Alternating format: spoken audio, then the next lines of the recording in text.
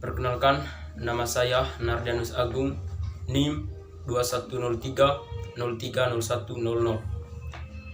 Prodi Sosiologi, Fakultas Ilmu Sosial dan Politik.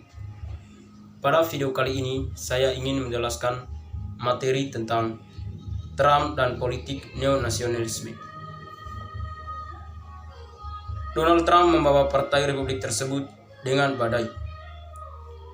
Meskipun kemungkinan ditumpuk dengannya, dia menjadi kandidat presiden pada tahun 2016. Namun, Trump meyakinkan puluhan juta orang Amerika untuk memilihnya meski tidak memiliki pengalaman politik. Apa itu daya tarik Trump? Bagi banyak orang Amerika, terutama para konservatif putih laki-laki, Trump memiliki kualitas yang lawannya Hillary Clinton. Sekutu Presiden Obama tidak berkata, namun dia pro akan agama. Menempatkan Amerika pertama dan tidak keberatan mengecewakan orang asing dan menolak kesepakatan internasional. Jika mereka dinilai tidak berada dalam kepentingan nasional Amerika Serikat, seperti Clinton, Trump membagi opini di Amerika Serikat. Namun, keduanya tidak menyebabkan polarisasi politik yang memadai di Amerika. Karena kekuasaan Clinton sekarang secara politis tidak masuk akal.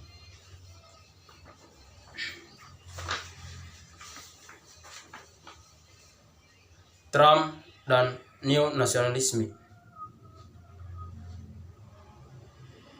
Trump berkata setelah berdebat bahwa Trump menempatkan Amerika terlebih dahulu menentang kepadatan Demokrat yang ingin kembali ke waktu.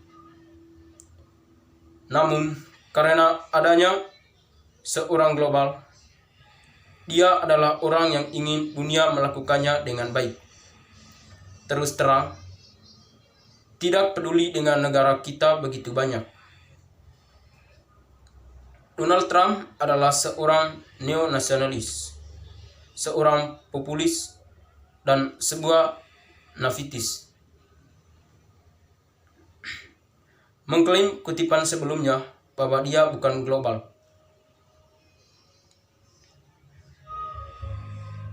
Seorang mengidentifikasi bangsanya sendiri dan secara mendasar mendukung kepentingannya. Seringkali mengucapkan atau merugikan negara-negara lain. Nasionalisme religius di sisi lain memahami sebuah negara terutama dalam istilah keagamaan. Berusaha untuk menempatkan lebih banyak kepentingan kelompok agama tertentu. Namun, Trump menggabungkan nasionalisme sekular dan religius. Memproyeksikan apa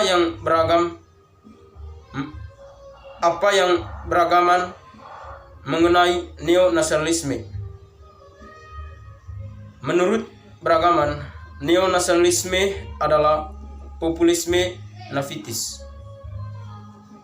Namun, ini menarik bagi mereka yang menganggap diri mereka penduduk asli negara.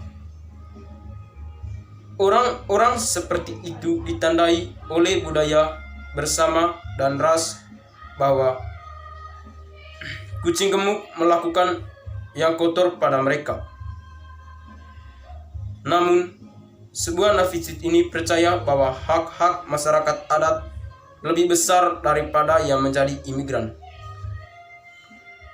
Bagi mereka, beberapa politis nafisit menarik selama periode ketika banyak orang merasa bahwa harmoni antara negara dan bangsa menurun untuk nafisit.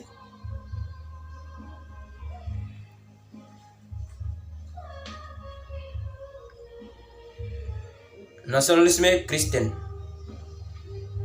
Nasionalisme Kristen adalah penanda identitas individu yang kuat. Sebagian besar pekerjaan awal dilakukan dalam studi nasionalisme memiliki dasar, seringkali secara implisit, dalam gagasan bahwa agama pembawa identitas tradisional sebagian besar diganti saat modernisasi oleh ideologi sekular. Nasionalisme atau identitas nasional dan manifestasi ideologisnya, nasionalisme muncul untuk mengisi kekosongan karena negara-negara barat dimodernisasi. Secara signifikan mendorong ketiga publik Amerika tidak bagaimanapun di antara negara-negara barat yang jelas melihat penurunan agama masyarakat. Namun, pada tahun 1954, sebagai tanggapan atas ancaman dari Uni Soviet, Presiden Eisenhower mendorong Kongres untuk menambahkan kata-kata di bawah Tuhan. Dengan adanya menciptakan janji kesetiaan, kata-kata yang mengarah pada arus klausul pembentukan dari amandemen pertama Konstitusi Amerika Serikat, menyatakan bahwa pemerintah harus tetap netral dalam hal religius, menambahkan bahwa Tuhan untuk janji bahwa pemerintah Amerika mendukung agama sebagai karakteristik masyarakat yang sangat diinginkan, walaupun tidak secara wajib. Menjanjikan loyalitas ke bendera dan negara tanpa harus mengidentifikasi dengan agama mayoritas Amerika Kristen.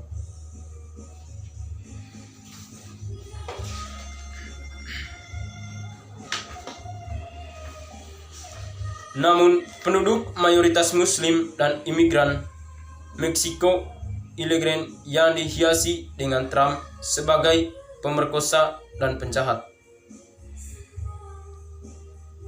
Dari memasuki negara tersebut, menjanjikan membangun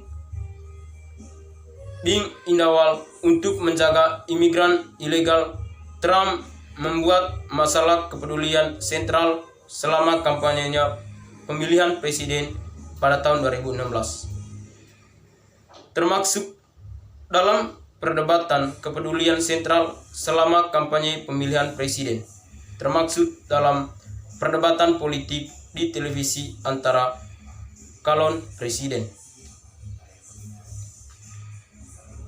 Fokusnya di satu sisi pada imigrasi ilegal ke Amerika Serikat dari Meksiko dan Amerika Tengah, dan di sisi lain ada pertanyaan tentang beberapa loyalitas imigran ke Amerika Serikat.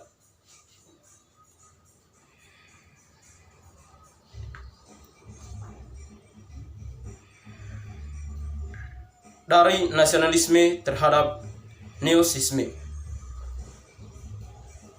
Nasionalisme kepresidenan Trump ditandai dengan polarisasi politik yang memberi identifikasi ideologi neonasionalisme, menggambar neonasionalisme Kristen dan neonasionalisme sekular. Neonasionalisme Trump administrasi tidak sama sekali baru. Ini mengingatkan pada ideologi Presiden Ronald Reagan yang juga berkembang di divisi politik antara konservatif dan liberal.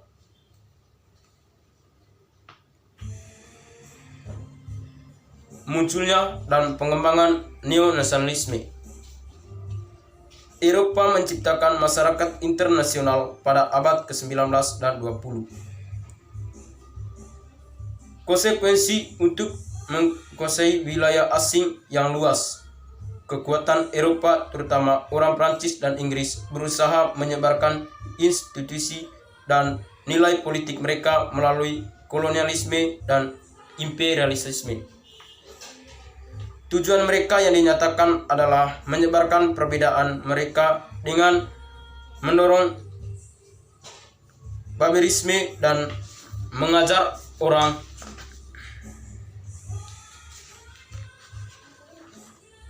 biadab. Bagaimana menjadi biadab? Banyak orang Eropa percaya bahwa kegiatan bangunan masyarakat internasional semacam itu tidak hanya sah, namun juga perlu mengaktifkan pengimbangan daya mengikuti masa nasionalis yang lama di Eropa pada abad 18 dan 19. Sekian saja penjelasan singkat dari saya. Atas waktunya saya ucapkan terima kasih.